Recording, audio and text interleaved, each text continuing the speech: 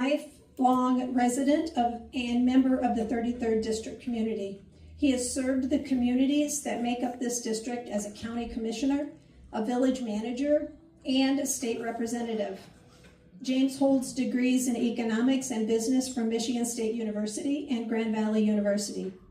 Throughout his career in state and local government, he has chaired many meetings and provided leadership in organizing important conversations affecting our community. In this role today, he will help maintain order and facilitate an informative and respectful exchange of policy and political perspectives during the event. James is joined by moderator Michelle Fickus. Michelle is a relentless advocate for veterans throughout Michigan's 33rd District and an accredited Veteran Service Officer. As a former Region 4 Veterans Engagement Officer with the Michigan Veterans Affairs Agency, say that 3 times fast, she spent many years cutting through bureaucratic red tape and building strategic, life-changing connections between our local heroes and the benefits they have rightfully earned. Here in our community, she continues to lead on the front lines as the Montcalm area Military Monday event coordinator and the director of Salute to Veterans concert tour across Michigan. She joins us this morning to help ensure our discussion remains focused on the people and the communities our candidates seek to serve. James and Michelle will each moderate a segment of today's debate and will explain the forum and the rules of engagement at the beginning of each segment. Please join me in welcoming both James and Michelle to this role. At this time, please join Pastor Phil Van Dope from the Sheridan First Congregational Church as he opens the event in prayer. Following prayer, please stand as Michelle Jorgensen leads us in the Pledge of Allegiance and the National Anthem. Well, the effort will be to not endorse a candidate. I heartily endorse God. And I appeal to his leadership and his guidance as we seek to help save this state from the non-godly behavior that is out there. Will you join me? Father God, we thank you for the grace that you have shown us. We thank you for your word that tells us to trust your Son, Jesus Christ, for the redemptive process that he has provided for us, and we lean into the Holy Spirit as we consider the leadership that we are looking to lead now. Bless each and every person as they seek to accept the responsibility that our voting members will put up there.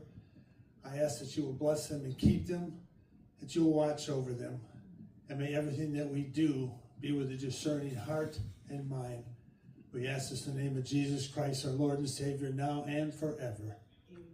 Amen. Please stand.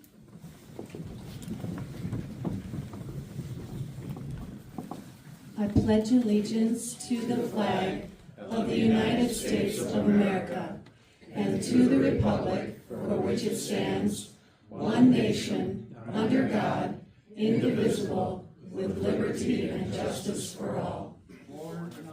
Oh, say, can you see by the dawn's early light what so proudly we hailed at the twilight's last gleaming, whose broad stripes and bright stars through the perilous fight o'er the ramparts we watched were so gallantly streaming, and the rocket's red glare, the bolts bursting in air, gave proof through the night that our flag was still there.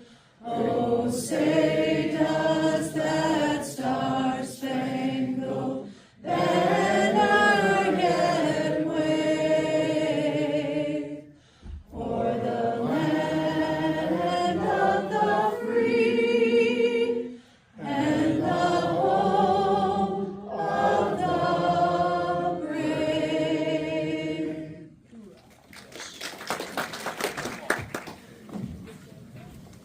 this time, I'm going to hand over the event to our moderators.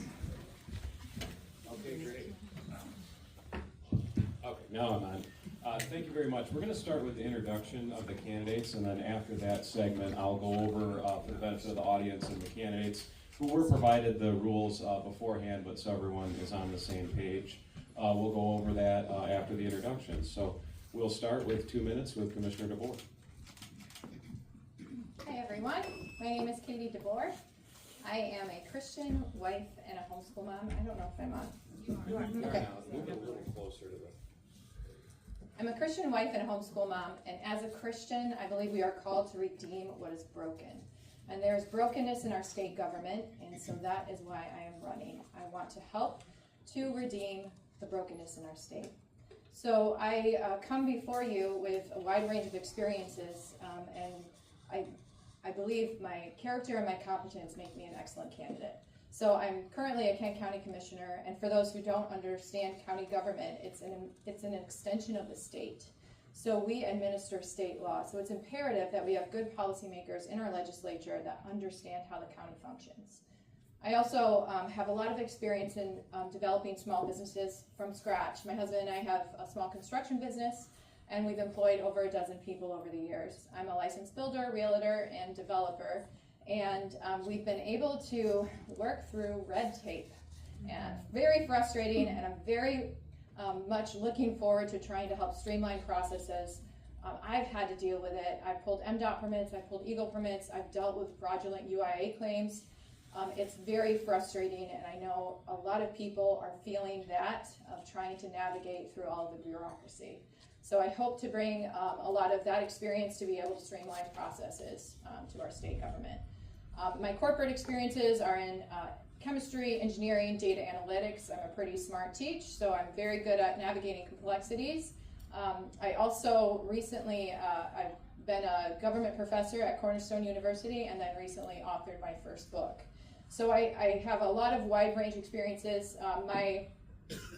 In the fall of 2021, I pulled my kids from the public school and founded a homeschool group. It's now a nonprofit, and we are helping parents. Well, thank you, Commissioner DeBoer. Representative Fox, 2 minutes. Yep, and thanks to the Montcalm area and the MAC group. Am I done already? We're just resetting. Go ahead. Okay. So my name is Joseph Fox, and the main thing you need to know about me is I am a Jesus follower. I stand upon the Word of God, and I wield His sword. I put on the spiritual armor daily. The Word says, "Blessed is the nation whose God is the Lord." Amen. And the only way we will achieve a blessing from Him is if we are a people of integrity. Who you are always trumps what you say you're going to do. I'm not simply a politician who uses God to achieve my own ends, but a person who desires to be used by God to achieve His ends. Who is Fox? I'm a farmhand. I serve on the Agriculture Committee. I fought against Deagle and fought for the Fremont Digester, which, sad to say, Deagle won. I've been a missionary, a pastor, a Christian school teacher, principal, and most recently the director of the Commission on Aging in Newaygo County.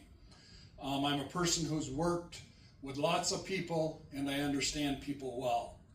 I stand for family. I've been married over 40 years and 4 children, 14 grandchildren. I know what family's all about. I also serve on the Family and Veterans Committee in the House of Representatives. And I also serve on the Education Committee. Just last week we passed bills to fight for literacy in our state. In case you don't know, we're 44th in the nation. Our kids need to learn how to read. I also sponsored the Bathroom Privacy Act. 15 seconds. Think boys and boys, girls and girls. And I have also fought hard for our gun rights. And we need to have our gun rights not be infringed upon. Thank you very much. Thank you, Joe. Representative Johnson. Thank you. I'm Gina Johnson, State Representative of the 78th District, based out of Ionia, 4 counties. Experience matters. I've been in the House 4 years now and entered in minority. No fun to be in minority. We have only the House chamber right now, and everything else is run by the Democrats. You know that, and that's where our state is. So when you go to pick a mechanic to fix your car, or a teacher to teach your children, or a doctor to do your surgery, do you pick the experienced one, or do you pick the newbie who just graduated from college? Experience really matters, especially when you're in minority. I've been able to, even in minority, stop the homeschooling regulations that they had plenty of votes to pass, and we crushed it. We hope it stays that way. I helped push back against Eagle so they wouldn't shut down our local small meat processors. They were all at risk if they didn't produce new lagoons and new hygienic standards that made no sense. I pushed back against the Michigan Department of Education and said, your perverted sex ed agenda is not appropriate as a statewide mandate against our children. I led that charge. We passed it in the House. I will continue, not begin at the beginning. I will continue to fight against our brutally abusive government. 18 departments gone rogue. And that takes experience, strategy, teamwork. That's why Farm Bureau gave me the sole endorsement. Right to life. All of us sound the same, but who has the experience? Thank you. Thank you. And last but not least, Tom Norton. I'm Tom Norton. First thing you need to know about me, I'm a flawed human being like the rest of us. I've made mistakes. I served my country in Afghanistan. I was born on a farm, raised on one. We had 40 head of cattle. I'm the only one that's actually served the country and was raised on a farm. It's a combination. I've built businesses, sold it, worked for the largest direct-to-consumer company on the planet, and have been awarded operations or location of the year multiple times, which shows leadership and that I know how to do stuff. On top of that, I've been an American Legion post commander. I founded the West Michigan Veterans Ranch, where we actually worked on spiritually healing veterans, and I can tell you that helped save me as well. And it's very important for us to be able to do that for veterans.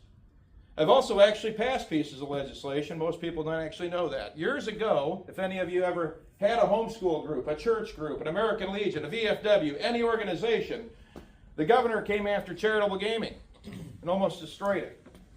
I organized legions, VFW halls, homeschooling groups, unions, so I actually worked with our opponents, and we overrode the governor and saved charitable gaming, which saved a lot of different organizations. That's where a lot of nonprofit mental health stuff comes from.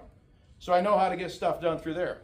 I also fought years ago, and the person that sponsored it was State Representative Cindy Gamrot, and she ended up getting removed from the House, but we passed a CPS bill where on the escalation portion, and then you, if you're ever being investigated, have the right to record the worker.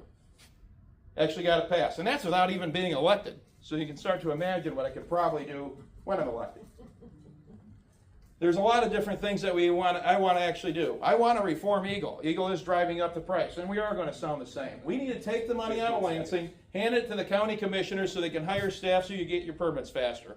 And we need to increase drilling right here in Michigan. We have 7.32 trillion cubic feet under us, and if we drill it, we can bring down gas, electric, and propane. Okay, well, thank you, candidates. You saw how that worked. I'll give the 15-second warning because I know when you're up there talking, you don't necessarily see the yellow card. So for the benefit of the audience and just for the candidates, we'll go over the format for segment one. There's 8 questions that the group of us pre-selected that'll be given to all candidates. We'll start with Katie like we did with the introductions, and then it'll rotate from there with each subsequent question. Candidates will have 1.5 minutes to answer each question. The timer will go off with 15 seconds left, and then the red stick will go up when time's up. So each candidate will have, during the debate, so this segment and segment 2, the opportunity to request a 30-second rebuttal. You can almost kind of think of them as like a coach's challenge in football. So once you use them, they're gone. You get 2 each, and those are good for 30 seconds. If you don't end up using them, we'll add that 1 minute, or in the case of if you used one and not the other 30 seconds, to your time for the closing remarks. So closing remarks are slated to be 1 minute, but if you don't use the rebuttals, then you'll have 2 minutes for closing remarks. So that way it's fair and everyone gets an equitable amount of time. So use them wisely. You know, if there's something that, you know, you've had a thought after someone went and you want to chime in on that, they don't necessarily have to be a rebuttal, but they could be a follow-up thought that you had. You can use them in that way. So we're going to try to keep it tight and on time, so that way it'll be everyone will be given a fair and equal opportunity. I think that's basically it for segment one, so we'll get it started off, and then Michelle and I are going to rotate back and forth. So I'll take the first question, and then I'll go to Michelle and back and forth. So this first question, we'll start with Commissioner DeBoer.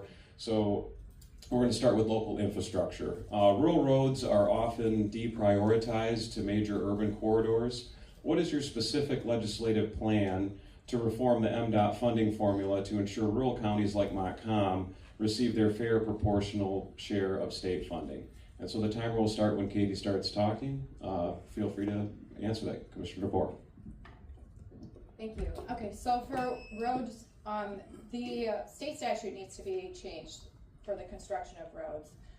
We need to make it a little bit more capable to be able to build quicker and lower cost. The other thing that we need to do is a match program. So our counties, if they were to put in about 50%, then the state could give, MDOT could give 50%. That will very much increase the amount of roads that can be fixed and repaired. We need to make sure that we're incentivizing some of that construction and the repairing of our infrastructure. So if counties are able to provide a little bit, then there should be a match program. And I would really like to do that with MDOT and with our infrastructure to make sure that counties are being able to, especially for Montcalm and for, you know, some of the smaller counties as well, they need to be able to have some of that funding for their infrastructure. Thank you. Thank you. Rep. Fox, same question. Oh, we're doing the same thing? Yep, it'll all be this. You'll all have the same question. Yep. Okay, I thought we were getting different questions. So, in relation to roads, we have already done a great deal in the House, and we totally changed the taxing structure on our road dollars. Previously, we had a 6% sales tax on each gallon, on each dollar spent with gas. So if your gas was at $4 per gallon, you were paying 24 cents in sales tax. About 75% of that sales tax went to the school aid fund. The rest of it went to local revenue sharing, and the rest of it was spread out. So those sales tax dollars, quote unquote, disappeared. But what we have now is we have a 20-cent per gallon tax designated to fix the darn roads. And so with that, we, Lord willing, will be able to keep on top of things. And in relation to restructuring the whole formula, I would say that in the meetings that I've been at, and I was at what they call the Paul Bunyan Road Commission Conference held up by Cadillac, there they were very happy with our Fixing the Darn Roads plan that we as Republicans have. So that's my response. Thank you. Thank you. And Rep. Johnson, same question. So the House Republicans successfully, like Rep. Fox articulated, did not increase the fees at the pump, but now it all goes to the roads. We increased revenue sharing. Montcalm got $4 million more as a county. Ionia County also about $4 million increased. They were so happy because they had more money to fix their roads. This will continue as we have secured the pot of money that we can use for roads. No more quibbling about it, no more finagling, negotiating, Democrat, Republican, etc. with the governor at the budget time. I'm in favor of increasing revenue sharing even more, and this is a success story. With one chamber, the House Republicans secured road funding. Now, the other thing that we really want to do is repeal prevailing wage, because that drives up the cost of hiring those who repair and build the roads. Thank you. Thank you. Mr. Norton. The quickest way to fix roads, we actually need to remove prevailing wage. That drives up the cost of construction. We also need to change how we build roads. In Germany, roads will last 30 to 40 years. In other places in the country, they last.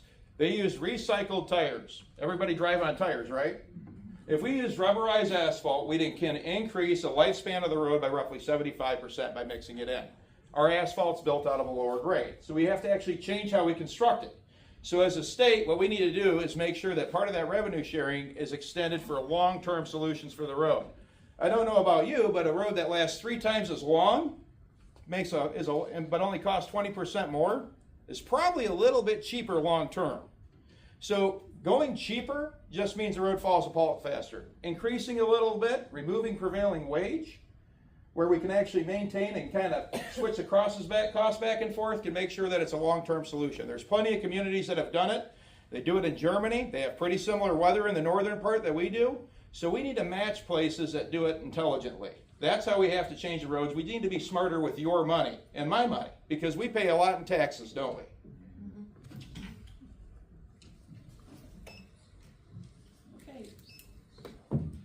Okay, we're gonna transition into an economic question. Montcalm residents are currently Montcalm residents are currently facing record high property assessments, as well as paying high taxes in other categories. Will you commit to using your Senate seat to achieve some meaningful form of tax relief? And if so, how? And what impacts would it have on long-term economic stability of the state? Rep. Fox, we'll begin with you. So this is the question right now, property taxes. And just so you know right up front, I stand for Axe My Tax, which is getting rid of our property taxes. But we're taking steps in the House right now. We have bills that have been passed that are removing the 6 mills, which are focused on education, and also the 1% tax that's focused on when you buy new property. It's going to be a process, because we're going to have to work right now with the Senate to even see those bills get through, and we're going to have to work with the governor.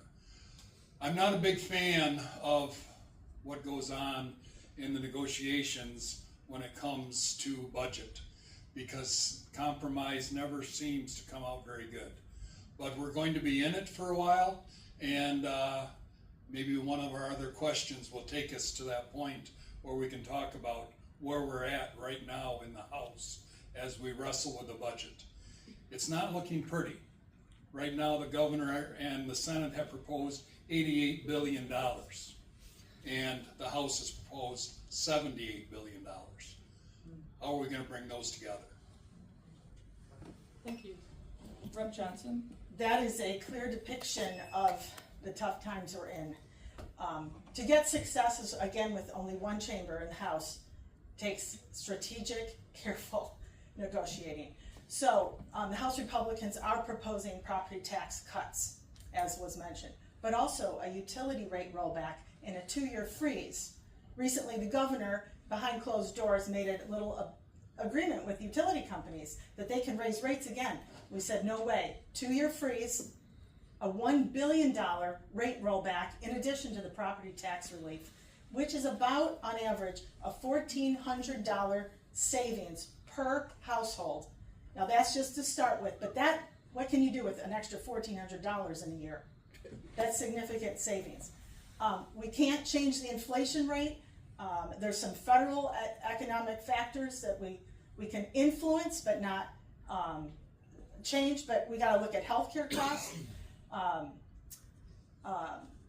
education choice, that costs families a whole lot of money. We increase per pupil spending, and that's a possibility if we ever get the voucher system through, which we all agree would be a good idea. Thank you. Mr. Milligan. Everybody likes police and fire, right? So I support the concept of Axe My Tax because it eliminates that property tax, but it cuts $22 billion out of the state budget. Where are you going to find it? Nobody's been able to answer that. So what I'd like to do is get rid of the property taxes, but do a big shift. Michigan is number 7 in tourism. If you drive around these little tiny lakes, you'll see Mississippi, Georgia, Texas. You see plates from the other states. They come up here. Michigan is the Florida of the summer. Florida has a sales tax. This is Florida's plan. As again, I like to say, we have 50 Petri dishes. I like to copy them. We need to expand the sales tax to HBC and grocery and eradicate property taxes. If you spend $4,200 a year in HBC and grocery, you'll be paying roughly $240 in sales tax. Now ask yourself this question: what's your property tax bill? It's a lot less, isn't it? It's roughly, it averages out to about a 23% tax cut for everybody across the board. But it maintains, because the state constitution has this in it, revenue sharing. So we can maintain police, fire, things of that nature. Now there's no perfect plan whatsoever. And with that type of tax reform, renters paying above $120,000 a year are going to be paying a little more in taxes. There is no tax plan where everybody's going to win. So that's the best plan that we're going to do, where we can fund it all the way across for everybody. Just for a side note, I actually do have a degree in economics. So it can work, and it does work. And then what it does is it encourages the state to do the right thing with their money. Thank you. Mr. DeBoer. Property tax is out of control. We know this. So what I would want to see is millages only voted on November ballots. We need to make sure that we are not passing increased millages during a special election, because then the turnout is just the people that want that millage. We also need to remove the set. So the set is the state education tax. That's 6.0 mils, and the House is working on using that for some budget negotiations, and I appreciate that. There's a few other things that we could do. We've got the pop-up tax. That's also in House negotiation right now. And I like that concept. I'm a little bit concerned because assessors right now are incentivized to increase that taxable value as high as they can so that they can get that tax revenue, and we're going to see even more disparity. I like the concept of removing the pop-up tax, as long as we make sure that new construction is also somehow included, because they're going to have an increased assessed values.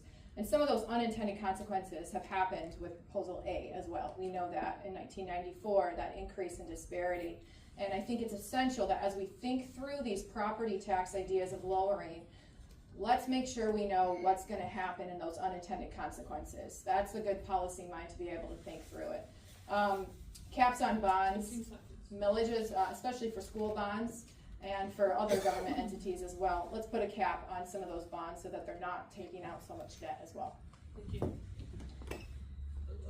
Okay.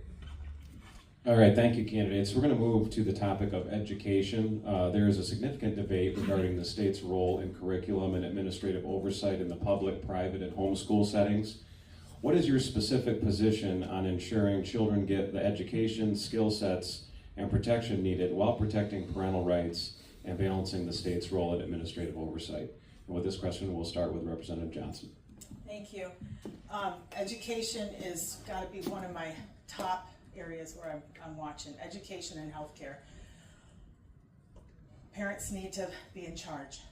The government, these are not the government's children. Right now, there's two areas where the government, Michigan Department of Ed, and our governor says the school knows better. They keep the parents out. They tell them mandatory health classes. It will have the sex education that the new State Board of Ed has just passed with no legislature involved. I introduced a resolution, we passed it. I introduced, that was a resolution and legislation. We passed it in the House, it's sitting in the Senate. Of course they don't want to pass it. They want to keep control. Sex ed standards that the parents can't even appropriately opt out anymore. We have plenty of money for education. Why are our children not reading? They're distracted with these crazy agendas. They're distracted with stressful situations. Why is there a boy in the girls' bathroom? Why are there litter boxes in some schools? This is crazy. Completely out of control. Funding is not the problem. Parents and State Board of Eds, the school boards, have to come together and kick this garbage out. Thank you. Mr. Norton. Michigan is one of the best states for homeschooling. It shouldn't be touched. Any politician that says they want to reform that portion of it is out of their mind. Homeschooling here gives parents actual freedom. One of the things we have to do, though, is protect them from CPS. That is just a government overreach. There's no trial, jury, execution, or anything. What I want to do is make sure that every parent has due process of law to protect those homeschoolers from the government, period. It's an out-of-control agency. The next thing we need to do is 100% school choice, where you can send your kids to a parochial school, a private school. If you can get your children there, why can't you take them? That's what type of education reform we need. The United States government, in the First Amendment, it says, Congress shall make no law establishing or abridging the freedom of religion. Well, if they were taking your tax dollars away and restricting your money that you've paid in for you to educate your child, they are restricting your faith. And the problem we have is there's too many Republicans that don't know how to stand up and fight, communicate, and actually beat them on the public stage. And that's what we need to get in Lansing and in Washington. We need Republicans who are going to fight. For instance, like Kennedy out of Louisiana. Democrats don't like it when he gets on stage, do they? Commissioner DeBoer. Thank you. So the reason we don't have school choice currently is because of the Blaine Amendment, which is in our Constitution. So this prohibits any tax funding to going to private schooling, including religious schools. So other states have had success with Blaine amendments because there's been some recent court cases that have really broken down some of the Blaine amendments enforcement. So a voucher program is not appropriate because it would direct funding right to the private school. And education savings accounts is what other states have used to direct some of that funding. The funding goes from the state to the parent, and they have an education savings account. And they can use some of that $10,050 of that allotment that goes to the public schools to be able to create funding for private schooling and for homeschooling. There's also something called scholarship granting organizations, and this recently passed in the big beautiful bill.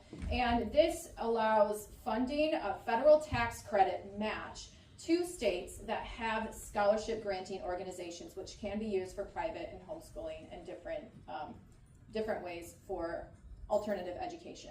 The other thing we could do is a 529 plan. People are familiar with this. Michigan's is state administered. Well, all states are state administered, and it's called the MESP. If we increase the capability of an MESP to include state income tax exemption for K through 12, and then also homeschooling, which is passed now with 529s federally, that would work too. Thank you. Rep. Fox. Yeah, I'm in my second year on the Education Committee for the House, and I spent 25 years in Christian education as a teacher and a principal. And I would say go beyond parental rights to parental obligation. We need, with our parents, to really stress that they are obligated. And we need to remind our schools that they are not parents. We need to remind our schools that they are not mental health institutions. We need to remind our schools that the leftist socialist ideology that's being pushed upon kids is totally wrong. I agree with Katie about the Blaine Amendment. We need to crush it. There's not a lot of stuff I say about this, but I hate the Blaine Amendment, which says no tax dollars to non-public schools. We need to get rid of that. And they've done it in other states. And we need to move toward vouchers. We need to highlight the fact that the kids who are coming out of Christian education, who are coming out of homeschools, they are the kids who are going to be the leaders of the next generation. Okay, thank you, Rep. Fox. And Commissioner DeBoer has elected to use one of her follow-ups. Commissioner DeBoer. So I also don't want to not fund our public schools, and I wanted to make that clear because I would support parent bill of rights for people that use the public schools, and then I would also want to make sure that we have an opt-in program. So anything that's ideology, different political ideologies, that should be an opt-in program. So any LGBTQ or anything like that, that should not be at all part of core curriculum. If you would like it, then you could have an opt-in and the public school could provide it. Thank you, Commissioner DeBoer. Rep. Johnson is also going to use a follow-up. I want to restore some hope here. It looks terrible in Michigan with education. I just had a meeting with the National Association of School Chaplains. We are starting to get, in Michigan, school chaplains.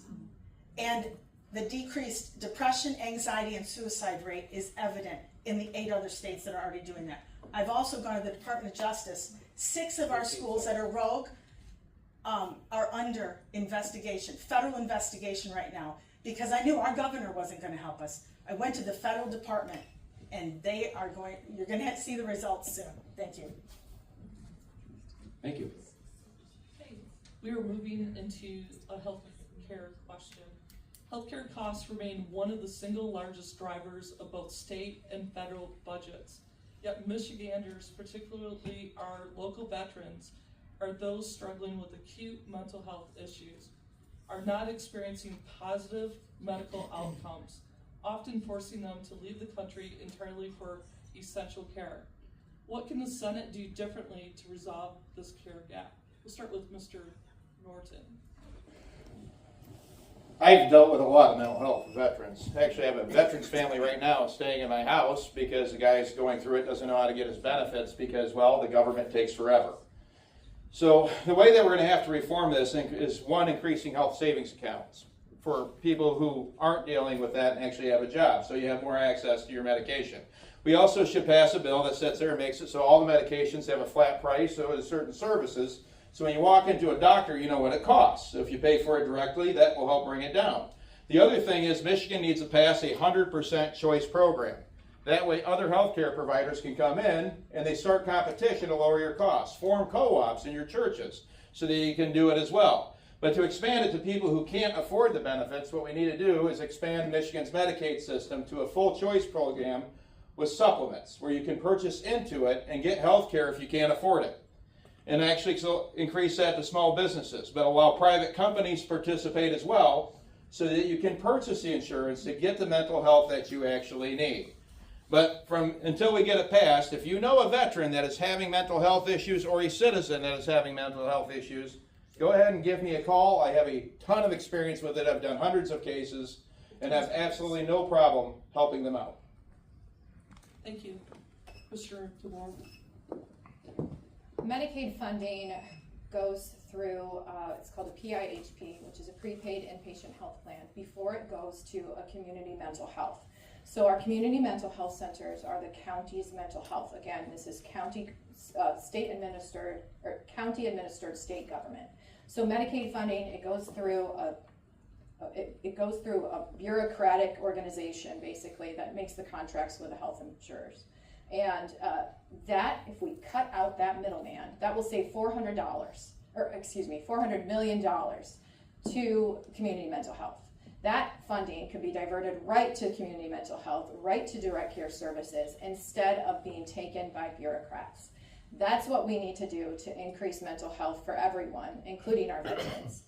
We also need to divert some of that $400 million to ABA therapy. Our wait lists are out of control and our families are left hanging, and I really believe that will increase the ability of everyone to have a better mental health state. The other thing we've done in Kent County is we have crisis stabilization units. I think that is worthwhile investment. And we've also been able to do more behavioral therapy that's holistic with every healthcare provider at the table helping someone. So there's a lot we can do as long as we understand the system as it is to be able to navigate through it.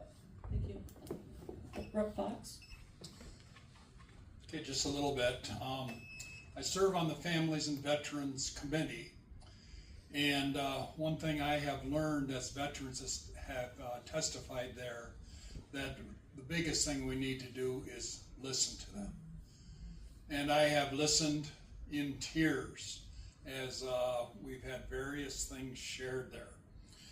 And one thing that we've done most recently in relation to veterans is we've put forth the idea of it's a pilot program in the hyperbaric oxygen therapy. I'm just used to abbreviating it HBOT.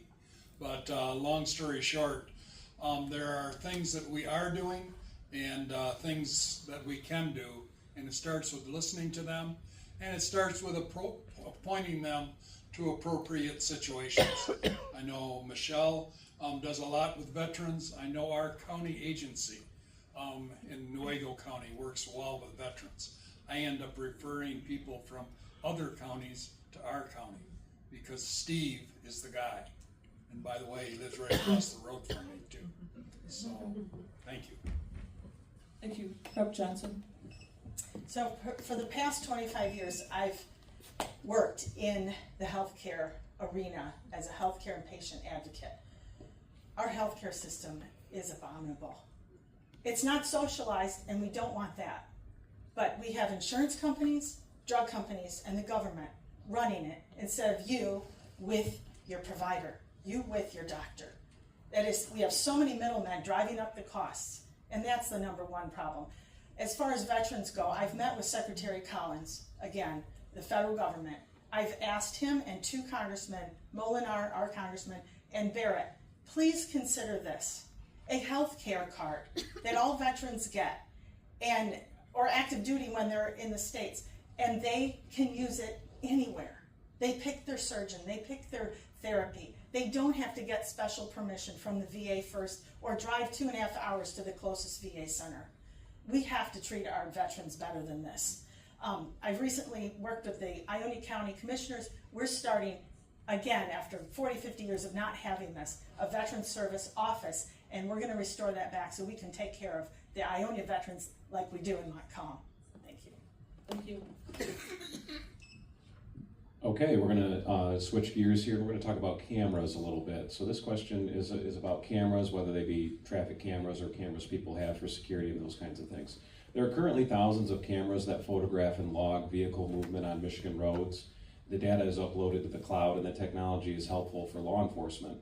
However, there is currently a lack of state regulation, raising concerns among privacy advocates about potential misuse and data falling into the wrong hands. Will you support legislation to put proper guardrails around this technology? Do you believe guardrails are needed? And we'll start with Commissioner DeBoer. Thank you. Yes, I do believe there are guardrails needed, and I would support legislation. I don't want to inhibit our Sheriff's Department from being able to solve cases. They currently utilize something called a flock camera, and they are able to see and solve cases far more quickly, utilizing all of the technology available. So I would want to make sure, yes, guardrails are in place to make sure our privacy is protected. I do know that the flock camera system is a very internally regulated. I would support state legislation, but internally they do have a lot of safeguards to make sure that they can't just go and look and see what your cars are or where you're going. They have a lot of guardrails in place currently. So yes, I would support legislation to make sure all privacy is protected across the state, but I do not want to inhibit their ability to solve cases quickly. Thank you, Representative Fox. Well, it's short and simple. Cameras make me think of George Orwell in 1984. A sad state of affairs when people can keep track of what we're doing. It reminds me of the whole idea of Big Brother is watching you. I would fight, and I have voted against, camera systems already. And more than guardrails, I think we need to rid ourselves of them as much as possible. And I'll take it one step further. Why is it that we're pushing for all these data centers? All this AI? What's that heading toward, but keeping track of us? We don't want a 1984 situation. We're not a socialist country, and we don't want to head down that path. Too many are heading that way already. Thank you, Rep. Johnson. The short answer, yes, we need guardrails. So that's why we in the House have voted. I have voted yes to defund some of the misuse of the flock cameras that was implemented by the Democrats. $5 million we cut out of the budget last year. We just recently voted to stop giving points. You know, it's one thing to get a ticket issued by a camera, which I already disagree with. That was implemented before I got to the legislature. You should be able to face your accuser and defend yourself when the crime happened. but you will not be issued points anymore if the Senate passes what we just passed in the House. A ticket is one thing, points is another. We also just passed in the House drone regulations. It's the same idea. You can't just have drones flying everywhere and looking in whoever's windows. We're putting the guardrails on it while we don't have federal regulations that we're waiting for. Michigan's not going to wait for that. We're going to put the regulations in place, and if we have to adjust it later to give parity with the federal government, we will do that. Thank you. And Mr. Norton. When I was growing up, I was told your freedom stops at the end of your own nose.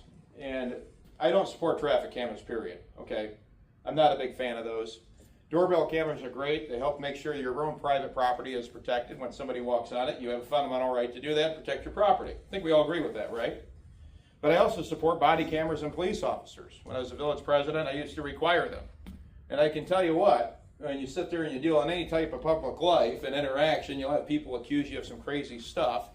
And body cameras make it so when you get to face your accuser, they drop charges. It's a beautiful thing. And if you're guilty, guess what? You go to jail. So there's some benefit to them all the way around. I think police should have body cameras. I don't have a big supporter of traffic cameras out there, but I want cameras on your private property to protect yourself. But for instance, I had a gal when I was village president come in. She placed a camera so she could see into the neighbor's backyard after he built a 6-foot fence. And then she came into the village council meeting and went to the news and made up something about me. I can't even remember the story. They were always making up something. And I sat there and I literally had the officer cite her for invading the guy's privacy. Because you had to put a camera over the fence to look in this guy's backyard. And we had already fined the guy because he didn't take care of his property. But that's besides the point. They violated his individual rights. So we have to have checks and balances all the way through. And that's just good for everybody. Thank you. We're moving into land rights. Let us address local control. If the Republicans gain the majority in the Senate, do you support repealing PA 233 and returning decisions about wind and solar to local governments? Should local government be able to block these developments? We'll start with Rob Fox. This is a favorite of mine. In our county, we have Garfield Township, where a huge solar company decided they wanted to move in to take out thousands of acres to put up solar panels. And the township said no, plain and simple, no. And the zoning board said no. And then the company went to the Michigan Public Service Commission, which this law has been made for, a set of 3 guys appointed by the governor, unelected bureaucrats.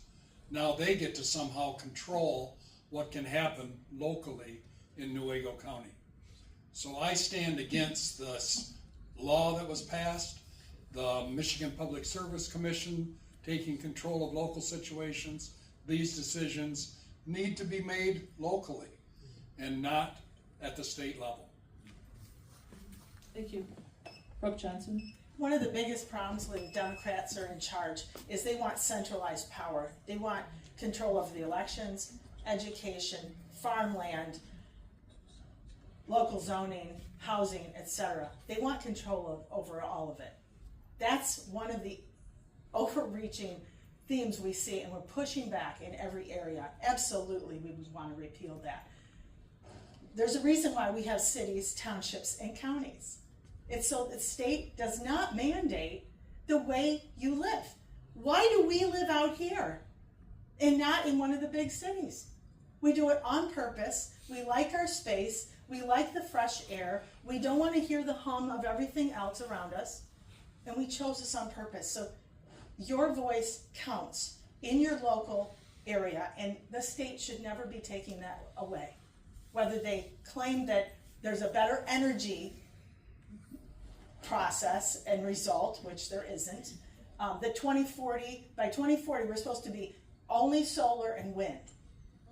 Ridiculous. It's not only impossible, it's costing us more money to go in that direction, and we all pay for what? An inefficient system. Thank you. Mr. DeBoer. I'm sorry. Sorry. I didn't know. The founding fathers used to think the country was too big for 3 million people to rule it. To rule 3 million people from the central government. They thought it was too big. So local control 100% of the way. Yes, I think all of us are going to pass a bill if we take control in the Senate and have the governorship with either James, Perry, or Cox, going to probably be one of those three, and actually hand that local control back. But the thing is, not only do we have to hand the local control back, we have to have a solution for the energy, not just saying no. So how do we fix that energy? In Michigan, we have a lot of hydro dams. People like to say, well, they're not efficient, they can't do it. We have iron core batteries that they can put on these units now and increase their output by like over 1,000%. That is insane. Talk about tripling the energy output of these small dams again and refitting them and refurbishing them. And if we're going to pay our tax dollars to refurbish them, hand the ownership to the counties. That way the power companies aren't coming in there, taking the money and not touching them again, so they're never a problem. But we have to build iron core batteries on our energy sites. We have brown sites throughout the state that are under 60 acres. A lot of those that don't match for solar or wind anyway, there we can put these iron core batteries to store that energy when we're not using it to release it. On top of that, they have sodium thermal that is growing. That can put out over 12,000% more energy on some of these locations. So not only local control, but building out the energy we need for a future in Michigan. Thank you. And now, Commissioner DeBoer. I'm very much for local control. My experience first comes from township and then county, and it's imperative that we understand the townships and the locals and what they're going through. Your local municipality knows their community far better than the state government, and it's pretty darn arrogant for a state government to think an overarching ordinance could be applied to every community. Not okay. So yes, we need to restore our local control, absolutely. I also would like to repeal the tax credits on wind and solar, repeal the sales tax exemption on data centers, and repeal all of that green energy nonsense that we've passed when we had the trifecta. Restore local control, wholly support it. Thanks. Okay, thank you very much. So this next topic is kind of continuing in the same direction. It's about consumers' energy and dams. It's a two-part question. One part's a yes or no. I'll start with the first part. So with the large increase in utility rates in the state of Michigan having been approved by a small appointed body of unelected officials at the Michigan Public Service Commission, how do you plan to ensure the protection of ratepayers from the skyrocketing utility bills? So that's part one. So part two would be a yes or no. Will you sponsor and vote for legislation that legally blocks utility monopolies from decommissioning or selling the consumers' dams without the explicit voter-approved consent of the affected local communities? And with this one, we're starting with Rep. Johnson. Thank you. We need, the answer is yes to the second part. We need minimum maintenance standards for these dams that are owned by private companies. We need to maintain the dams. We need the locals involved in what's going to happen. If you have lakefront property, riverfront, and they decommission the dam and you don't even know what's going on, you got a new property, right? Devalues your property. Does it put everything else in jeopardy? Wastewater treatment, the sewage, who knows? You absolutely need to be at the table for that conversation. Utility rate rollback, $1 billion. That's what the House is proposing in this budget. This is critical. Again, the governor, in the backdoor dealings with utility companies, said they can raise the rates again after they just did it. We want a 2-year freeze on it, and we roll them back $1 billion, roughly between the property tax relief and that, about $1,400, $1,500 savings to every family. Thank you, Mr. Norton. I think I'd already made it pretty clear in my stance on dams. But anyway, to expand on it, on these dams on there, you got to realize a lot of these, like Hardy Dam's an earthen dam. It was built during the Great Depression. It was not built well, okay? It was tree stumps, everything thrown in it. And when they built it, it wasn't designed to last this long.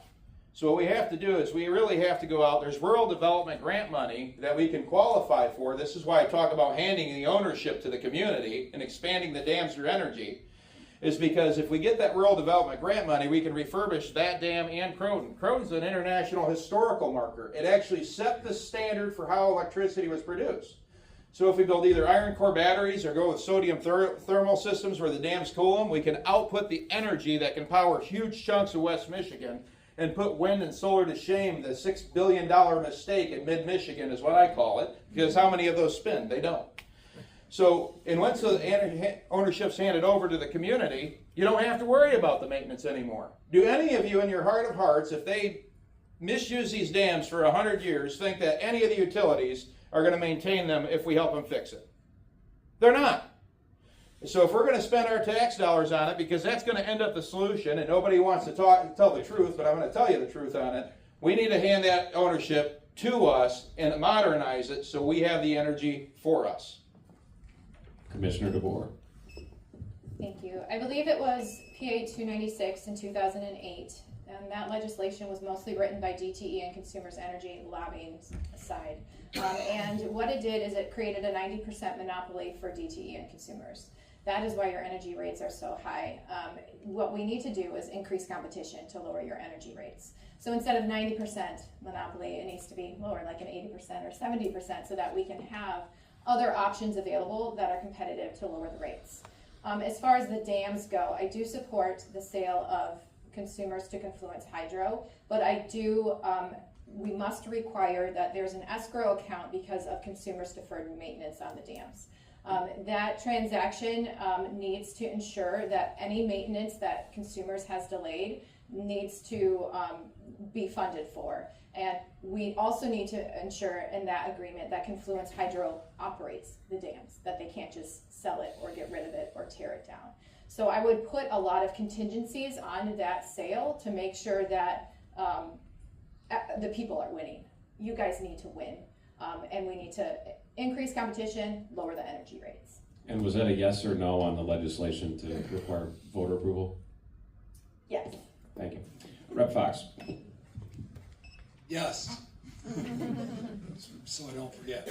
So right now I'm the representative where Croton, Hardy, and Houghton Pile dams exist. And I would very much, as Rep. Johnson said, put caps on what these power companies can do.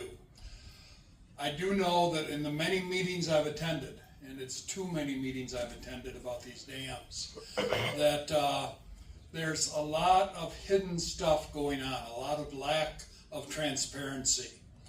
And it seems that the people who live on the ponds that are behind the dams are most concerned about keeping the ponds, not about the power.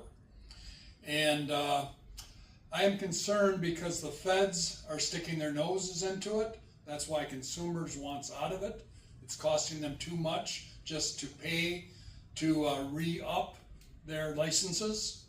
I'm concerned about, as I already said, the lack of transparency, the hidden things that are going on, the non-disclosure agreements, and I'm concerned about green ideology, as I like to call it. 15 seconds. Okay, I watched the White Cloud Dam disappear, and it's driven by Deagle and green ideology. Thank you.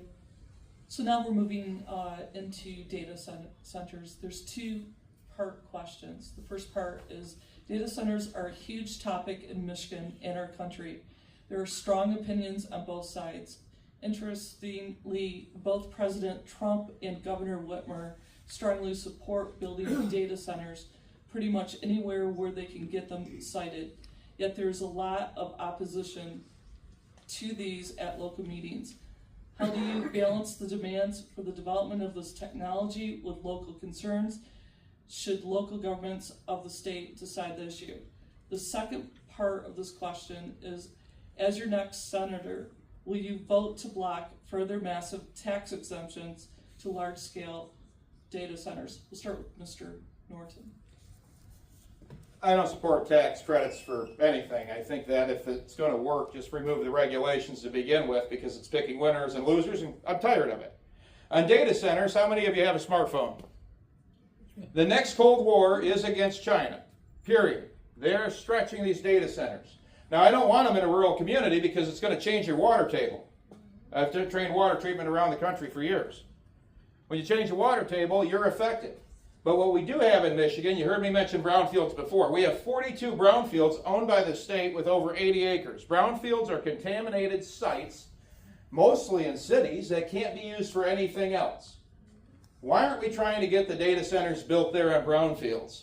They're already in an industrial park. The infrastructure's there. There's usually water right there. Everything's there to build it. And we're sealing contamination with concrete and being able to adjust and use something that's unusable in order to fight China. So it's not enough just to say no, but to have a solution to move it forward and do something so we can win. And I think that's a win-win for everybody, because when it rains right now, those fields are contaminated. Where does the contamination go? Into the water table. Right in the water, right in the ground. But if I seal that with a big giant building with concrete and it rains on top of the building, what happens? It's sealed. So that would be my solution for data centers. And that's why I plan on actually fighting for real solutions that make sense for our families and our communities. Thank you, Commissioner DeBoer. You know this, we're a constitutional republic, but that's a form of democracy, and the voice of the people must be at the table. So I support the people in their desire to not have these data centers. What I think we are doing here is we're combining government with AI. And that is a fear of a lot of us. And I understand that, and I understand the response to data centers. I think we need to slow it down. The voice of the people need to be heard. They need to be at the table. They need to understand and see what the actual plans are. We have a transparency problem, obviously, here with a lot of government entities. And so if we were to slow everything down, moratoriums or whatever we need to do to make sure that the voice of the people, so that the people are in agreement or they would like to move forward or not, that needs to occur. I very much support the repeal of the sales tax exemption. So what happened a few years ago is we passed legislation to exempt all sales tax from any construction of data centers, which made Michigan a hot spot and made a lot of these AI companies, technology companies now want to develop here. So yes, I think if we repeal that, that will help slow everything down and make it a less chaotic environment for these data centers as well. Thank you. Rep. Fox. Yeah, and I've talked to a few people today who were able to attend the meeting that we had at Flows. Sorry I wasn't able to be there. I was preoccupied with being in the hospital. But it was good to have those experts here who stand against data centers. And for me, I am very much a local guy, as you could tell. This is an 80-20 issue. This isn't something that the world is jumping onto. And these data center companies are just jumping from township to township to township and like throwing spaghetti up against the wall and seeing what sticks and where it sticks. I recently attended Moreland Township in, that's Muskegon County, and there they put together a good set of policies. And that's what I encourage townships to do, is a good set of policies that will make data centers go try to throw their spaghetti up against another wall. I've signed on to a set of bills put out by Rep. Jennifer Wartz, which is calling for a moratorium on data centers. In fact, we're doing a rally next Tuesday, 5:30 at the Capitol, and you're all invited to come. Thank you. Rep. Johnson. Once again, the state should not be mandating how you have your local area, where you live, where you work, where you operate. Full stop. I introduced a bill, and it passed in the House, no foreign ownership of our farmland. Also, we see the creep into our farmland. More than anything else, I want to help guard our precious farmland. It's not just our economy, it's our food supply. We easily pass that in the House. The Senate Democrats, who are in charge of the Senate, they're not picking up that bill. China, Syria, Iran, Russia. Imagine they own the farmland and they get to do whatever they want with it. The state should not be dictating wind, solar, data centers. If Detroit wants them, Detroit can have them. If big cities want to do this and they want the tax revenue, that's their choice. But if we don't want them out here, we don't have them. Thank you. Okay. Well, thank you all very much. Great job, candidates, sticking to the format. That leaves us with ample time for segment 2, which is a audience participation segment. So I'm going to explain the rules for the audience and for the candidates for this one, and then what I'm going to do is I'm going to come down here, and the way the AV system works in here is if you're within the 5 rows closest to the stage, we'll get a lot of feedback on the microphone. So what I'm going to do is I'm going to stand there, and if you have a question, raise your hand, I'll call on you, and you can come over to me, and then we'll be able to ask it of the candidates. If you're not mobile and you can't get over there, what I'll do is I'll turn the microphone off, I'll come to you, figure out what the question is, and then answer it. We're going to try to keep it organized. Please use respectful language, during this portion. Please be civil like what we've had throughout this debate. I think it's been really good, and that keeps it to where it's good for everybody, that we can all hear and we can understand what's going on. And with the questions, we'd really like them to be oriented towards policy and something that all 4 candidates can answer in a perfect setting. So if it's something that's more of a niche thing that's really for one candidate, I'm going to reserve the right to repackage that and try to make it broader. That way all can answer, but that's what we're looking for this segment.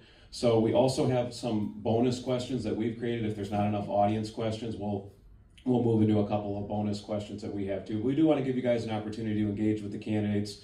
Of course, we had the hour beforehand where you could do more of that one-on-one thing if you had something specific for the candidate, but this is your opportunity. So with that, I'm going to move down here, and if you could raise your hand, and then you'll ask your questions. Candidates will have 1 minute under this scenario, so similar rules, so instead of a minute and a half, you'll have 1 minute. You'll get the 15-second warning. I'll have Michelle up here kind of helping regulate that element of it, and I'll kind of work the audience. So with that, I'll come down here, and who has a question? In the back, I'm going to go right back here. Yes, ma'am.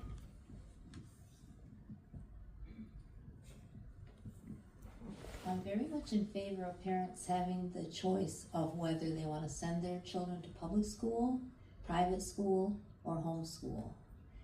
I understand the desire to make it affordable for everybody, and so I understand the thought of creating vouchers where the funds would be going wherever the child goes. But I'm very concerned about protecting from government overreach, because wherever government money flows, government is able to input and tell people what they can do then, or tell, if it's a private school, they can, for instance, when the state took control of the public schools and created the State Department of Education, now the schools have to do what the state says. You don't have any local voice about what is being taught in your school. The state mandates, or the federal government mandates what's being taught. If the state monies or federal monies start coming into your private schools or your home school, are they going to be able to mandate what you teach or what you don't teach? Great question, thank you. So in a nutshell, how do we safeguard against the government then dictating what happens with that money under a voucher type system? I don't know who's first. Is it Commissioner DeBoer? We'll start with Mr. Norton. If you're going to try to safeguard against government, a lot of it is to rehand local control. My grandmother was a school teacher back when they actually went from the small schoolrooms to the big schools, taught in Tri-County till 1987. So I remember her talking about it a lot. The only way we're going to be able to ever safeguard the money and stop government is just sit there and simply put in place, hey, these are the tests that we need. We need math, we need science, we need history, because they don't like to teach that, do they? and we need English. These are the 4 subjects that we're going to test. As long as your school's passing this test, you have full control of the curriculum. That's the only way we're going to do it, and hand as much local control back to the school boards as we possibly can. Test scores have plummeted in the state of Michigan with the more centralized power. So if we hand it back to the local school boards and get the parents more involved, we're going to increase those test scores across the board for everyone. Thank you. Commissioner DeBoer. So when I say an education savings account, part of that allotment that would go to the public schools could go to the parents. And even those parents that utilize the public schools could qualify for an ESA if they have specialized tutoring, if they have other things that they need for education purposes. Special needs child, maybe there's things there for a special needs child as well. So just because you may receive an ESA, hypothetical, does not mean that the government has a check on which homeschool or which private school, or if you're charter or public. So I would not ever sacrifice that. We don't want ESAs and sacrifice our privacy or the government overreaching in our privacy. The other things I would say is the SGOs, the scholarship granting organizations, and a 529, the MESPs. Those government isn't even around it. Next, Rep. Fox, please. Yeah. So, as I said before, I've been very involved with Christian education, also very involved with homeschooling education. And I tell these students, be ready. You're the next leaders. And they are, I think a lot of them, taking that very serious. I'm definitely against government overreach. I know homeschoolers do not want tax dollars. They just say no because of the government overreach. But I am a person who would push for the dollars following the student. And I think there would have to be a lot of work done to get it to that point, to keep the government's nose out of the situation. And finally, our schools should be based on achievement, performance, and that includes not just the students, but the teachers and the administration. Thank you. Rep. Johnson. So the simple answer is we privatize the whole thing, give the parents large tax exemptions, tax credits per the number of children they have, and they stay in control from the get-go. It's only the parents in charge. We're not anywhere near there right now, unfortunately. But we can look at models in Arizona, Oklahoma, and other states that have done quite a good job of incrementally moving in the direction of the parents being more in charge, more freedom. We have enormous freedom thanks to some very good Christian lawyers who have fought for homeschooling rights, for school choice, for Christian schools. This has been a battle for 70 years, and we've fought and won it. It's amazing that with a very strong teachers union, am I up? 15 seconds. Very strong teachers union, we still have such freedoms here. That's why we had to push back real hard. Jocelyn Benson thinks like Gretchen Whitmer. If they have their way, they have no schools but the government schools. Okay, thank you very much. So I saw the person there, and this gentleman was first, so I'm gonna go here, then there, then over here. So sir, please state your name and the question. My name is Jackson Croy, and my question was, why are you guys so against prevailing wage? Because when you get rid of prevailing wage, the companies are just gonna have to charge more because nobody wants to do crappy work such as iron work or asphalt and not get paid anything for it, especially when they work 100-hour weeks, 16-hour days. No one wants to work for free, so you get rid of prevailing wage and all you're gonna do is make the company charge you guys more. So I don't understand why you'd get rid of prevailing wage. Especially, I think the state board should pay better. Commissioner DeBoer. Prevailing wage increases the costs for government contracts. So if we were to not have prevailing wage, the private industry would have to compete, and that would decrease the costs. So I know for myself, we have a construction business, and I can't run my business and pay prevailing wage because my revenue, I wouldn't make enough. I would have to go out of business. So to be able to make it, those government contracts that have prevailing wage, they're the very large firms, and they are decreasing competition, and they are increasing the cost for government contracts. The reason we're against those is because you're paying for it. As a taxpayer, you are paying the cost for all of that. It's also prevailing wage for a specific industry and not applied to a lot of other industries. Thank you. Rep. Fox? Yeah, so I served on the Rural Task Force in Newaygo County, and the Rural Task Force is the group that oversees what roads will be repaired and what have you. We got federal funds that we would sell for 8 cents, well, I should say 80 cents on the dollar. So we would sell them for $800,000 to larger counties who needed at that time to use prevailing wage. So it is a whole lot cheaper to do things yourself, to do things locally. We also have lost right to work, and with all of that, what we've done is we've handed over power to the unions. 15 seconds. And the unions are dictating what happens too often. And the unions are, I shouldn't say, who's in the pocket of who? Either the Democrats are in their pocket or they're in the Democrats' pocket. They're both together. Thank you. Rep. Johnson? First of all, thank you for the question. Very thoughtful, very good question. Wanting to repeal prevailing wage does not mean we're anti-union. There are unions that do a great job. They don't injure the market or their own industry. There are other unions that have controlled a whole political party, and they have negotiated with the Democrats so that we can't, it's harder for us to lower taxes in order to pay for all the essential services that government is supposed to supply. It doesn't mean that the free market and the private industry, the private world, isn't going to still choose 15 seconds. a union company. But we have to give more latitude for choice and decreased bidding. The bidding war can come down, the taxes can go down, we can still supply essential services. Thank you. Mr. Nord?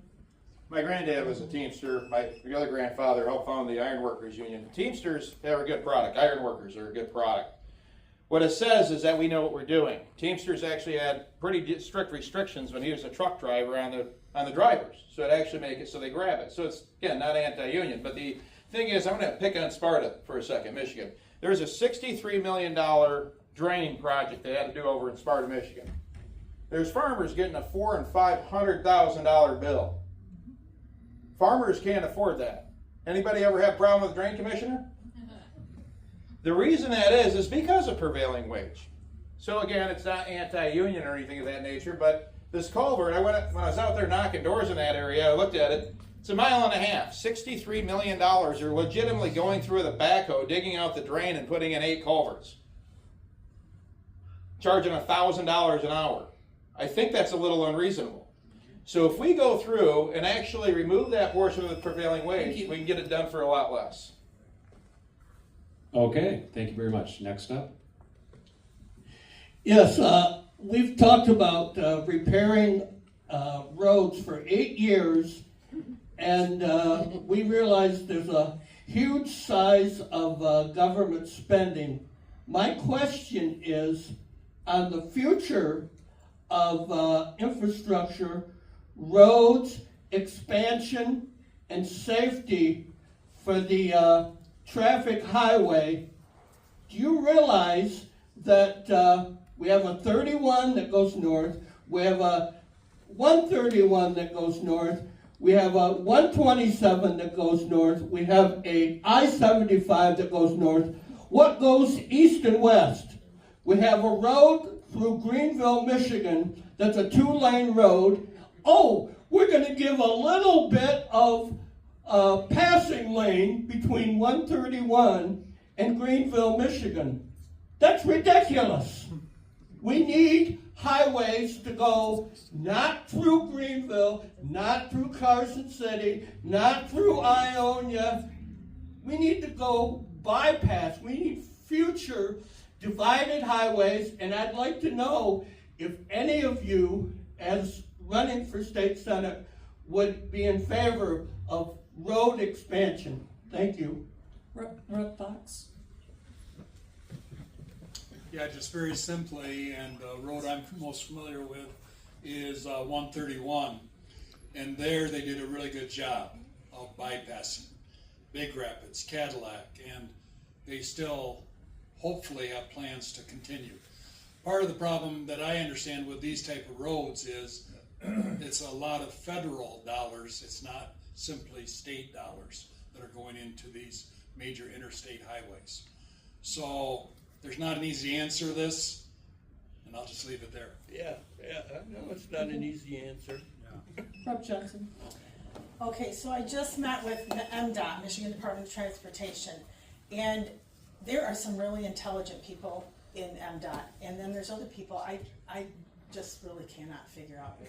I agree. And one of the conversations went like this: okay, we need a traffic light. Do the study. They did the study. We can have the traffic light. Okay, how soon can we have it? In 2 years. People are dying at this intersection. Right, absolutely. Why 2 years? We've got people working all over the roads. It's one intersection. This is what they said. And one guy worked there 25 years. He's experienced. Other ones are new into MDOT. 15 seconds. He said, because of the Buy America plan, that's an anti-Trump statement, I'm sure, we have to get all our parts from America, and we can only get them right now from the manufacturing plants in Germany and Switzerland. Thank you. Garbage, we're working Thank on you. this, and we'll keep meeting with them and holding their feet accountable. Mr. Norton. I absolutely believe in increasing infrastructure. So I have about 10 sales reps that work for me, 9 installers, not including service guys. And where they go to drive around, they're restricted by the roads quite a bit. The M57 would be phenomenal if we expanded out quite a few. I know most of the farmers out there, along there, quite a few of them, and they are already anticipating losing part of it to expand it. But what we have to do is make sure we got turnways. And there's other parts of the state where where it's going east and west. We can add passing lanes and increase them. And I wish we could get those projects done a lot faster, because M57 from here to 131, that's scary, right, folks? That is a scary road. I can tell you, knocking doors down that, putting up signs, I grew up next to it, and I'm like, holy cow, this got a lot worse the last 20 years. Right. And so we need passing lanes, we need things like that nature. And then if you can't get the parts, you know, the Buy American plan from Donald Trump does have loopholes where we can get products and parts and things of that nature. The state house, well, not the state reps, the departments, it's not you guys, sorry. Just have to request it through some paperwork. Mr. DeBoer. I have pulled a ton of government permits in my professional career. The worst by far has been MDOT, by far, even worse than Eagle. And it is incredibly frustrating working through their bureaucratic process. Yes, I believe in increasing infrastructure, but we first have to fix MDOT, clean house a little bit, and make sure that they're actually streamlining their processes and actually helping developers. I did pull an MDOT permit on M57. Terrible experience, but we need to fix our roads, we need to fix MDOT, and then we can look at increasing infrastructure. I think a lot of the roads that we have still need more maintenance before we expand. Thank you.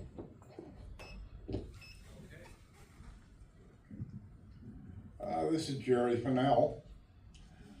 Michigan has a lot of oil and gas under our feet. And the state gets a royalty for every ounce of gas and oil that's produced. What can we do to increase production in Michigan? And also the governor has declared war on pipelines, and which would cause us to have to truck and train more oil and gas, which is dangerous. And I've been told that some of our gas prices are high because we don't have any refineries in Michigan. What can we do to get a refinery in the middle part of the state to serve Michigan? Okay, we'll start with Rep. Johnson. Well, let's work on that. No matter what the problem is, we have experts. We have experts in seats like yours, in our communities, and sometimes in our departments. The 18 departments we currently have, it's been astonishing. Governor Whitmer's picked her cronies, her favorites, her buddies that she owes a nice big fat salary to, and she's plunked them at the top of these departments, and then we go try to have meetings. 5,000 employees that we pay for aren't there. The other ones only have to come to work 2 days a week. We have got so many things we can fix like that. I'd love to have a deeper conversation with you. I'm sure it sounds like you have some ideas. And then let's get the rest of the experts to the table. This is how we solve anything. This is how I pushed back against Eagle to save the farmers, the vegetable producers, and the meat processors. Just to make everybody laugh. Drill, baby, drill. We'll start with that right now. Michigan has 7.32 trillion cubic feet of energy below us. That's the number. It is a lot safer, as you said, to drill it right here versus making our natural gas, everything else in liquid form, shipping it from the Middle East and bringing it all the way around. It's not just that. Off the methane off it, we can make our fertilizers for our farm. So on top of a refinery, we need to start pushing things to reduce these regulations from Eagle, from these different organizations. But we're going to need a Republican governor and Senate to do that with your guys' help. And we can then push to build the refineries in Michigan to create the jobs. On top of that, we can manufacture fertilizer right here in the state of Michigan, because that was crushing farmers because we were stopping Iran from getting a nuclear warhead. It was crushing us. Manufacture it here, build it here, drill it here. On top of that, Michigan is one of 7 places on the planet that God blessed our energy to slowly refill over decades. That's why we need to drill right here in Michigan. Thank you. Commissioner DeBoer. I would agree that we need to drill ourselves and to increase our supply. The other thing, I support Line 5 opening. We need it. It can decrease our energy costs as well. I think, again, there's a lot of things that we can come to the table and we can learn and we can work through it, and that we should be able to find solutions, especially when we bring those experts to the table. I think that we need to make sure that we take back the Senate and we have a Republican governor as well. Honestly, that's the politics that are occurring right now is going to make it that difficult. So we really need to take back our governorship and Senate. Thank you. Rep. Fox. Yeah, I would just very simply say we've got to follow the money. The people who are in control of the mineral rights over all of this natural gas are not us. It's the big companies. And, we got to look to where they're in control. We have to look at how they're controlling prices and think DTE, consumers' energy, and then how that money influences our leadership in our state. And I guarantee you it isn't just Democrats that are being influenced by the big power company. It's Republicans too. Yeah. Amen.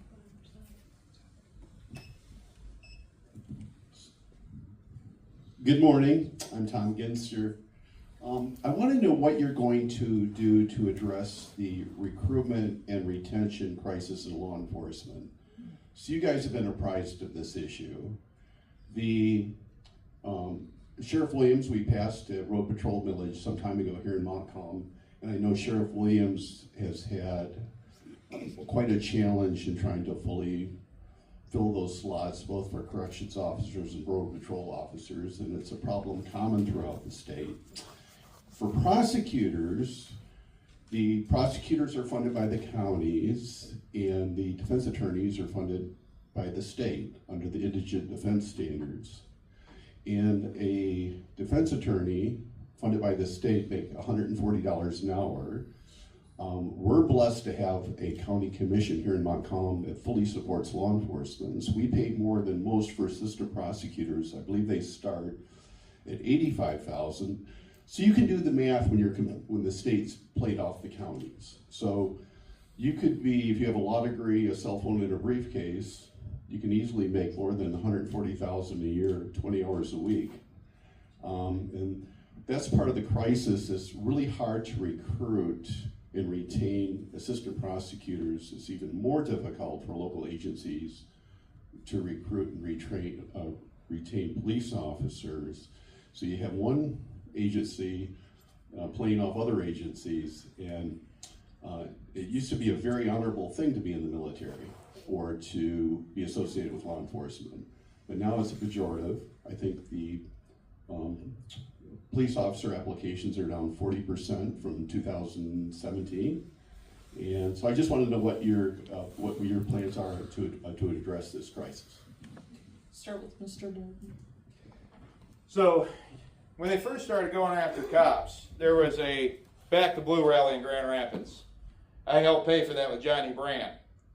Press didn't want to cover it unless I took my name off it. So I told Johnny, take my name off it, and Johnny and Tommy are both backing me on this. But the biggest thing is, for our law enforcement, what we have to do is make them feel supported 100% of the time. The same thing with veterans when they come home and they have mental health problems. Everybody says, we support the vets, we support the vets, until you have to deal with the mental health problems. Then all of a sudden, you're a horrible human being.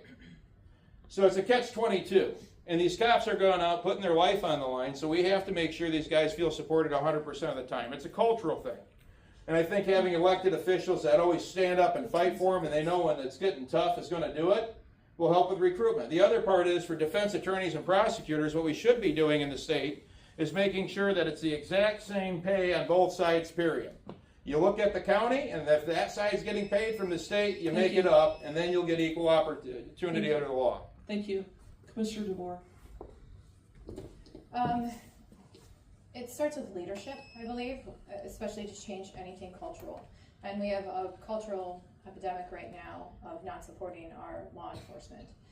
So I think on a leadership level, us as elected officials need to take the first step to appreciate and to incentivize and make sure that we have good people and we can recruit. I do support diverting funding from pet projects of the state, like from Eagle, to more law enforcement. I also agree MIDC has disproportionately created a situation between the prosecution office and public defender.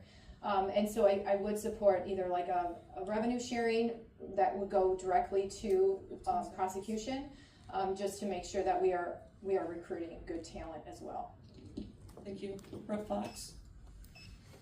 Yeah, and we're dealing with this whole picture with problems of culture. No longer is it seen as honorable to do the things that you mentioned. And we, plain and simple, need to start asking what is right, true, lovely, admirable, excellent, praiseworthy. If you think about those things, those will make a difference. We are approximately 800 law enforcement officers short in the state of Michigan. There are already incentives to encourage people to sign up, and part of those incentives even include paying for the training. One problem is there that people will train locally and then they'll jump to another situation. So it kind of goes in circles. But that's what I got to say. Thank you. Rep. Johnson. So we do have a cultural problem. We don't respect teachers, law enforcement, parents, grandparents. It's across the board. While we're trying to fix that, churches stay strong, keep preaching. We have to stop electing and appointing judges that don't back up our law enforcement and come against them in a court of law so that they don't have the proper backup. Then the culture says they're the perpetrator of evil when they were defending our safety. Since I've been in the legislature, even in minority, all of the budgets have increased training funds, Michigan State Police funds, and since the Republicans have gotten in office, we've put more money specifically to roads and public safety at the county level, especially related to if they had higher rates of crime and violence and needed more.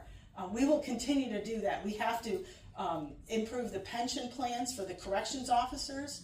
So it has parity with Michigan State Police too. Thank you. Okay, I've got two folks here. These will probably be the last two for this segment. Hi. So I know that a lot of us are, disgruntled with the politics and all of the money that's in politics. And, you were mentioning earlier about, the special interest and having influence in our politicians. So my question is, would you support a bill that would limit contributions to campaigns for any politician or issue, ballot issue, props? We saw some terrible props go through just a couple of years. That would limit it to just a person who can vote on the issue or the person. So basically right now that's what, $3,500 per individual? So only individuals could contribute to that campaign. That would eliminate out-of-state influence, lobbyist interest, corporate interest. So would you support something like that in the state of Michigan? Obviously you can't do anything at the federal level, but Michigan could set a great example. Okay, Commissioner DeBoer. I would be open to the discussion, and I think that it has good intentions, and I think we have a lot of work to do in that arena. I will say I can already foresee the disproportional allotment of people in a poorer district versus people in a richer district. So I think that we would have to think through how to actually how that practically would look, because I think that disparity could even be increased further if we were to limit it just to within the district. The other thing I will say is I would support prohibiting donations from out of state. Proposal 3 that passed, 80% of that funding was from out of state. We have other states that are changing our elections. So I would love to have the discussion, and I think that is a great idea. Practical application of it, we would have to think through. Thank you. Brett Fox. Yeah, and just so everybody knows, in relation to a Senate race, an individual, well, I should say a couple, can give up to $4,900 is the limit right now. And yes, I would support a limiting of campaign contributions. I come from a grassroots perspective, and I've not received for the Senate campaign any dollars from PACs, from other big money givers. And I think it's very important, as you get to know the people, that the money that supports you comes from the people. Thank you. Brooke Johnson. I would definitely be open to that conversation. The hard part comes with the enforcement of it and all the loopholes around it. So it would have to be well-written, well-crafted. You get a team of lawyers together, they'll think of every possibility of working around it. And that's what we have. Every time we make a new election law, then there's all the workarounds, creating a new mess. But it's worth a conversation, and I love where you're going with this. The House Republicans did pass recently to stop foreigners from supplying money that affects our elections. And that's a real big concern, not just out of state, but out of the country money coming in and influencing this. Thank you. Thank you. Mr. Norton. Well, one law I'd like to pass is that we could sit there and wear NASCAR uniforms so you know who was bought off the fastest with every single logo.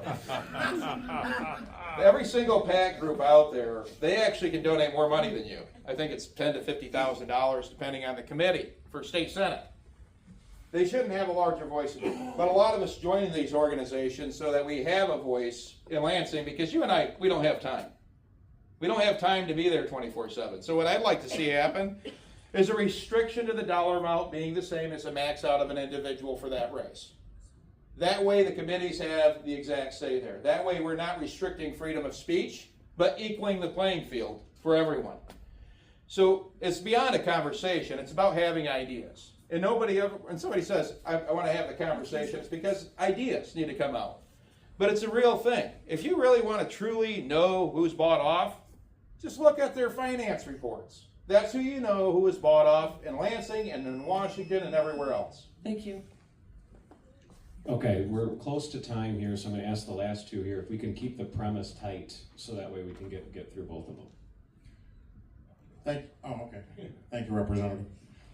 I think the bill number was HR 4437 or something. But anyway, a couple years ago, there was a horrible budget. I think it was the biggest, most bloated, most antichrist, satanic budget in Michigan history, with over $1 billion for windmills and solar panels, and $250 million, I think, for gender-affirming care. So if you were in the House of Representatives at the time, did you vote for it? Yes, or why did you vote for it? Why didn't you vote for it? If you weren't in the House, like Tom and Katie, would you have voted for it if you were there? Why or why not? We'll start with Rep. Fox. Yeah, very simply, I was in the House then. I did not vote for this budget that was mentioned in the question. All kinds of money went to LGBTQ officials getting jobs in the various bureaus. And we've been, over the last 2 years, trying to wipe out those jobs, many of them ghost jobs. A lot of this money went toward pro-abortion efforts. A lot of this money went to anti-gun efforts. All these were bills shoved down our throats by the Democrats. And this budget is what approved it all. So yes, I voted against it. Rep. Johnson. I'm not sure exactly which one, but I think I know where you're going because you ask the same question at every debate. I voted yes on part of it and no on part of it. And I'll tell you, if Benson becomes the governor, it's going to be that times 10 all over again. The Senate is in minority. The House is finally in majority. In minority, you can't stop anything. You know what you do for your district? You keep your word, you scrap for everything they can get so that they can keep their local taxes low. Now, I had 2 communities that said, we are desperate for wastewater treatment plant upgrades. One needed 8 million, the other one needed 11. I got that for them. They did not increase water rates. They did not increase their local taxes, all because I brought that back. Serenity prayer. God, grant me the wisdom to know the difference between what I can change and what I can't change. Mr. Norton. Well, I would have voted no. And for government projects, there's a company called the Rural Development Grant Fund, Urban Development Grant Funds, Farming Development Grant Funds.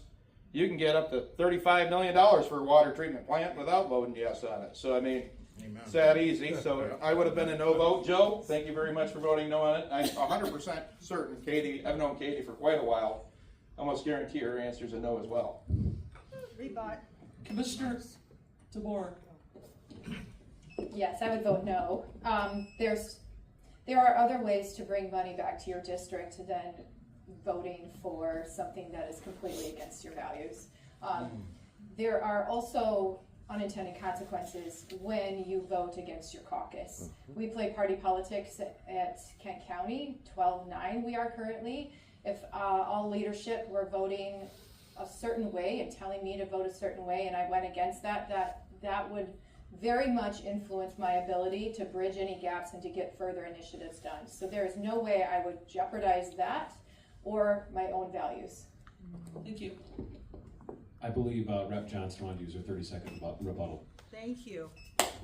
I voted yes on part of it, and I do it again and again and again because my district comes first. And when Democrats are in charge, they'll pulverize your red district.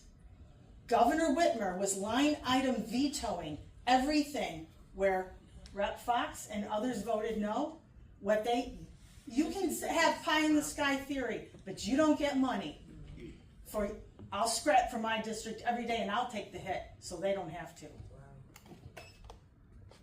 You have a rebuttal with Mr. Norton. I'll be real easy. I didn't know you got to vote twice on the same bill. But here's what we need to do if we're going to really change this stuff. We need line item budgeting, and we need to make sure there's one vote, one bill legislation, so we as voters are no longer getting screwed. Amen.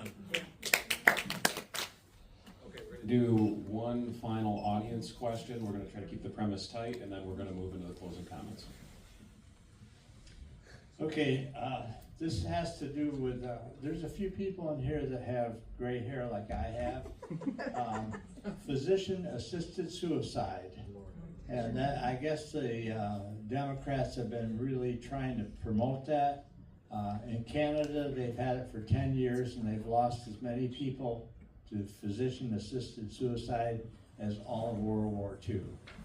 And it starts off real easy, that it's going to be rare occasion that this is going to happen, and then it mushrooms out. I'd just like to know what your opinion is on if that comes across to you. This goes to Representative Johnson. Yeah, I'm completely against assisted suicide, and one of the things we couldn't stop also when we were in minority was a surrogacy bill package where you can make a business out of hiring moms to carry a baby, and it's okay to do that when it's a private discussion, but when you make a business out of it, you can imagine how many women get used for that, what happens to the babies. There's reports of a woman having 10 different children and they don't keep the babies. They get farmed out, and you can imagine. So assisted suicide it almost passed. If we hadn't walked out in lame duck, it was going to pass. Hate speech, that's another one that's at risk. Whether you're disadvantaged, or you have like a Down syndrome baby born, or you're struggling with Great Depression, or you're older. They're looking at all of these as a business for assisted suicide. I'm completely against it. I'm opposed to assisted suicide, short answer. But the biggest reason about it is a little bit more personal. I'm a flawed human being, we all are. And we sit there and we wish in certain ways that we're going to pass away in certain ways. And my ex-father-in-law, Kurt, I took care of him for 4 years during and after the divorce. Well, he had cancer. And he sat there and I made him a promise. He wanted to die in his house, in his chair, in his sleep. And I watched a man who is a full-blown alcoholic, verbal to somebody, slowly ask for forgiveness for people, slowly sit there and pick his Bible back up, slowly re-embrace his faith, and was slowly forgiven by the individuals around him. Assisted suicide deprives us of having that redemption. 15 seconds. And that's why I'm 100% against it. Because it is permanent, and it takes away the ability for us to sit there and face our demons and ask for that forgiveness. Yeah, I'm absolutely against physician-assisted suicide as well. God is God, and we are not. He is the only one who determines when end of life is. And all life has value. We're all image bearers of Christ and image bearers of God. And even terminal life has value. Just because someone is dying or has a terminal illness, there is still value in that. And I recently went through a loss of my grandmother, and what the relationship that we had in her last week was precious, and there is value in that. So I'm absolutely against it. That's my stance. Thank you. Fox. Yeah, I stand with Right to Life, which is totally against physician-assisted suicide. But even more, I stand against the euphemisms, the good phrases that sound good, that wrap around this, like death with dignity. And even now, and I had this through my mom's process of dying last year, even hospice is taking on the idea of helping people die. It's scary. It reminds me of Hitler, who wanted to get rid of some people and to make some people more equal than others. And as another person with gray hair, I detest that idea totally. Amen. Okay, well, thank you very much, candidates and audience. I appreciate the way that went and the questions and the premise. That was very good. We have two final things. So we're going to have closing remarks from our candidates, and then Rhonda with our team is going to have some closing remarks as well. So The timing will be as follows. Mr. Norton has 90 seconds, DeBoer has 90, Rep. Fox has 120, and Johnson has 60 seconds. That's because of the way they utilize their rebuttals. So starting out for closing comments, 90 seconds, Mr. Norton. Just the end of the story on there, Kurt, when I got in there, he died in his sleep in his chair. So he died the way he wanted. Anyway, I am running for state rep, obviously. I'm running so we can make Michigan more affordable, so we can drill. Actually, I bring up drilling at every single door. It's phenomenal. Because that is going to unleash the jobs, the energy, and bring down our gas, electric bills, and make things affordable for us.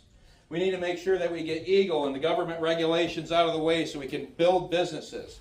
And we can make sure farms are protected. And that prevailing wage, so drain commissioners aren't evil, and can actually sit there and help fix communities as well and bring down the price when they have a project.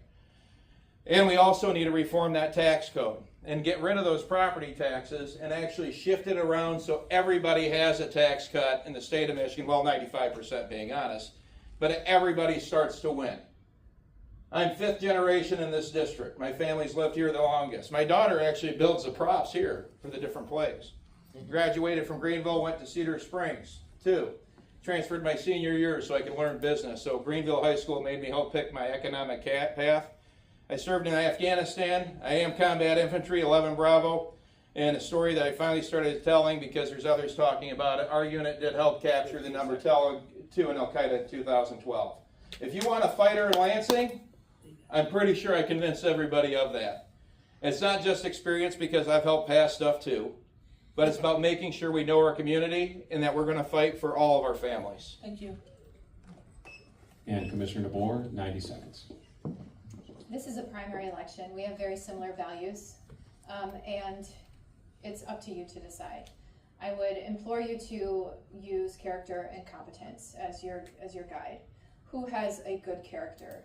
Who can make sure that they are not doing immoral things or upholding your values? That matters. Who has a competence to be able to write good policy and can think thoroughly through what is going to affect you in your life? So character and competence. And I think of that verse in the Great Commission. I'm sending you like sheep among wolves, so be wise as serpents and innocent as doves. Character and competence. So it's up to you to decide. I have given you an option of me. I believe I uphold good character and good competence. I also have some great experience being able to serve in a unique way where I've dealt through all of the business regulation that has just so much hindered our ability to have a free economy. We need to unleash small business and employers to be able to increase all of our freedom, to bring back our economy so that we can restore freedom in our state. Okay, and Representative Fox will have 2 minutes. Boy, what do you do with all the time? So I'll take off from what I didn't get to say in my introduction. I'm the only one in this debate who has sponsored 5 constitutional carry bills, and that's in the face of what anti-gun people are trying to do. I am a freedom fighter. I fight as the vice chair of the Election Integrity Committee. Because of our action, we now have Jocelyn Benson in court. I am endorsed by conservatives like Patrick Kolbeck, Pastor Lorenzo Sewell, former representatives Dave Ajema, Tom Hooker, and I am quite selective about who endorses me. I stay away from moderate groups from individuals. Thus, I'm proud to be endorsed by Right to Life, Nuevo County Grassroots, and some of the leaders of the No Goshen movement, which I was quite involved with. And I do agree with Mrs. DeBoer that integrity counts. There are lots of people who like to say lots of words, but we need to take a look at their track records. I'm a fighter. I am currently fighting for you. I'm my 4th year in the House. I call myself a Christian patriot, not a politician. I will vote biblically. I cannot be bought. I will always do my best to vote with the one who is the way, the truth, and the life. And just going back to my gray hair, because this is my theme verse. Even when I'm old and gray, do not forsake me, O God, till I declare your power to the next generation, your might to all who are to come. It's the next generation we're fighting for. Thank you. And finally, Representative Johnson, 60 seconds. Thank you. Like I stated in the beginning, experience matters. We unfortunately do not have a setup like Alabama. Michigan is in dire straits. The headwinds are strong against us. And I truly hope we can win the Senate back. I hope you'll be with us and help us on August 5th, whoever gets this seat and the governor's seat and across the board. We need to flip 2 seats. Back to Republican, Macomb and Oakland, it is entirely possible. I have the Farm Bureau endorsement solely because I have defended and secured farming, farmland, meat processing, vegetable producing, and more for the farmers. And I'm not even a farmer. They see how hard I work.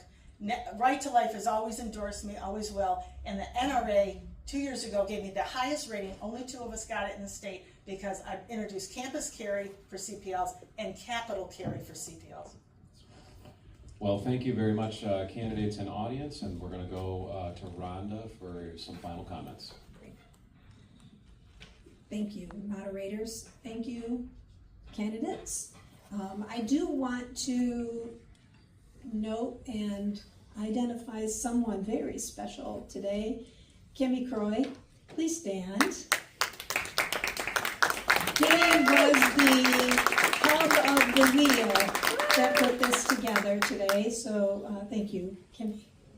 As we conclude today's debate, I want to extend my sincere appreciation to our candidates for their willingness to participate and to share their perspectives on the issue facing Michigan's 33rd Senate District. Regardless of the outcome of the election, public service requires sacrifice, commitment, and a willingness to place oneself before the voters, and we thank each of you for doing so today. I also want to thank our moderators, James and Michelle, for helping facilitate a very thoughtful and respectful discussion, and the many other volunteers who made today's event possible. But mostly, I want to thank everyone who attended today. Your presence here demonstrates that civic engagement is alive and well in our communities.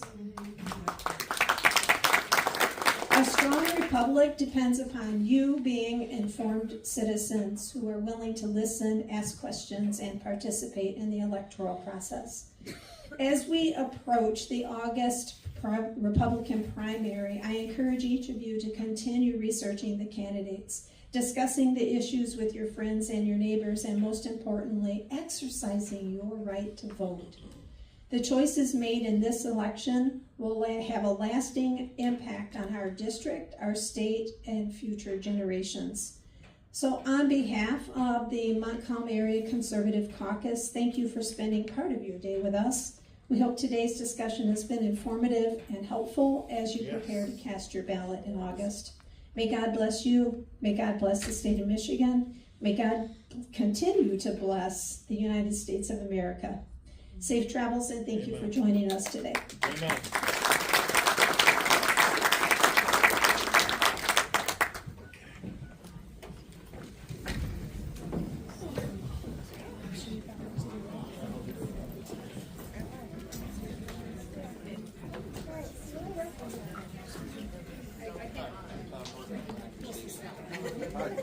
That's how I get the roses done. Hey, Katie, Gina.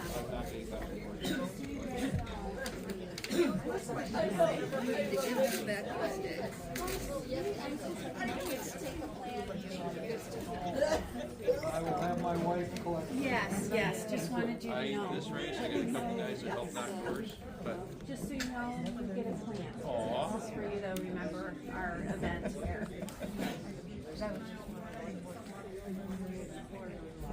Not like this. Yeah. not like this. Well, last time I ran, I didn't send text messages, I didn't send mailers. I told John Molinari, so I said, if you're moving to